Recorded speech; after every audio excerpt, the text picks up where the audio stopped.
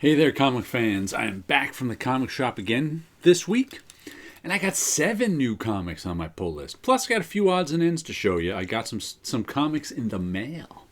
But first, we'll start with my 2 top of the printer museum comics this week. We got a Will Eisner Spirit and a Black Goliath. Who did this Black Goliath? I think there's a signature on it. No, there isn't. I don't know who did that Black Goliath thing. That looks like a couple of Ramita heads on there, though. I should have looked up who did this Black Goliath. But of course, Will Eisner did the Spirit. I like that cover with all the danger around him. The full moon, the garrote, the pistol, and him dancing with a beautiful woman. And here, what's this guy? Vulcan. You think you're such a big man, Goliath? Here's where Vulcan cuts you down to size. I just enjoyed that Black Goliath number 3 cover. When I pulled, I haven't seen this one in years, and I haven't seen either of these in years and years. So I enjoyed looking at them all week as they sat on top of my printer. What do we have here? Comic shop. This is extra thick. This comic shop news. Looks like there's maybe a few. I guess sometimes they get backed up in shipping, but here is Comic Shop News 1797. Comic Shop News 1796. They were missing for a couple of weeks, I think. Comic Shop News 1792. Guess that one was really missing. Lots of comic shop news to read. Wow, we'll have to check out what they all are. Then what I get in the mail? Palucaville number 1 I finally added to my collection. Now I think I'm only missing issue number 2. This is Seth's comic from 1990, and I started buying it, I think, with issue 3. So I never got 1 or 2. Maybe with issue 4, and I got number 3 a while ago. But I never had issue number 1. And this is one of those comics that, if you look, I got this off of eBay. I think with shipping it cost me $13. And this is one of those comics they want to sell you for like $200. But nobody buys Palucaville number 1 for $100 or $200. Every now and then I go on eBay and look and see if someone has a copy for a reasonable price. And this is the first time in a lot. I've seen it for like 20 or 30. This is not a mint condition copy. This is, I don't know, a 7.5, 8.0. The spine has got some issues over there. It's a real thin comic, too, I notice. I have the 10th anniversary edition of this, too. The spine's we got some stuff. It's not a terrible condition copy, but only 24 black and white pages, so it feels thin. And the 10th anniversary issue was like manga size. They reprinted this for its 10th anniversary, which I guess was 2000 and was 20 years ago now. I have that one, but I always wanted to get this one. Every now and then I look for it. Finally, I was willing to pay $15 for it, so I picked it up. Now I'm just missing issue number 2. The other thing I picked up sort of on a whim was Great Gatsby number 1, all 3. I ordered these from Cloverleaf Press's website. I decided I kind of wanted the alternate cover just because I've been so Gatsbying out this year, and I kind of wanted the sketch cover. And I already have this one. But to buy all 3 was like $1 more than buying the 2 of them or something like that. So I think all 3 of these together was like $17, shipping including. Something excluded. So it was like, I don't usually collect alternate covers of stuff, but for some reason, I've been collecting the alternate covers for The Great Gatsby. So I decided to keep doing that and got some of those. Now here's my annoying comic of the week, and it's Ice Cream Nan number 28. Which they made look like a coverless book.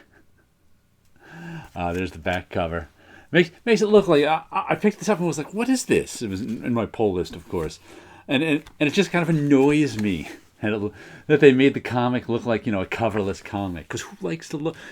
A coverless comic makes you go, man, I wish that comic had its cover. So, seeing this coverless just makes me go, man, I wish it's had its cover. But that was probably their intention. Ear splitting in entomology. It's a dictionary. It's a coverless dictionary. I never see a coverless dictionary. That's weird. What else do we have? We've got Usagi, Yojimbo, Lone Goat, and Kid #1. The reprint series that they're now coloring. I've been enjoying it thoroughly. I get 2 Usagis a month, and I haven't read this in so long. It's like reading it for the first time. David Peterson, the Mouse Guard guy, is doing our cover here. I don't know if it was for this or for something else. I saw somebody had done, it was like a convention exclusive, so I don't know when the convention was. No, it wasn't this series. It was another of the reprint series. It had a convention exclusive, Usagi doing that Todd McFarlane Spider-Man #1 cover. I was just like, even on an Usagi? I'm a little tired of seeing that one, but it was kind of funny. I didn't even notice this was in my pull. I picked up my stuff. I was chatting. I glanced through it. Look, it's Saga 55. It's back. Feeling pretty thick, too. And I think it's still $2.99, is it? Still $2.99. Yeah. Feels about 40 pages. I'm not 100% sure, but we'll have to... No page numbers, but...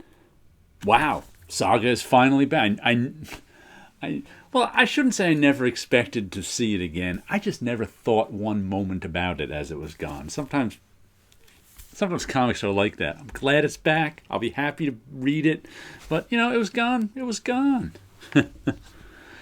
We get Pirate Queen, #4, the last issue of Pirate Queen. Let's check that. I'm checking the gloss on the cover, the varnish. And on the back, Chris Geruso back cover. I was just talking to Chris Geruso last night on a Zoom. We had our Tuesday night drawing club Zoom, and Chris was there. He pops by once in a while. He's been working on a graphic novel for HarperCollins, I think, with Brian Smitty Smith. Something with a lobster guy. But here's the 4th and final issue of Pirate Queen. I think there's one more. Yeah, we've got the 3rd. I think there's one more issue of Monster Kill Squad. These have been late because of the paper shortage. Let me check the gloss on that. The nice varnish, I'm saying. Bad idea in the back. Yeah, the UPC fit right in the eye for idea. The artist. And you can find my name in these. I'm in the credits under production. So it's good to see these. Bad Idea comics are not cheap. This one is $7. This one is $8. But boy, they got good cover. I think they're only 32 pages. Well, only. Yeah, a Marvel comic is 20 pages, so only 32 pages. But man, good cover stock on these. Then we've got Once in Future #24. That looks like an Elric cover.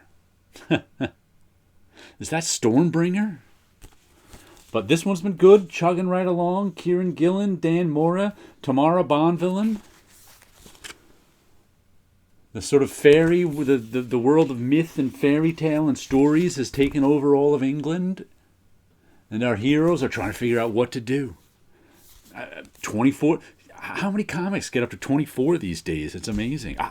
Speaking of 24, it's 36. Monstrous is back. This one's up to 36.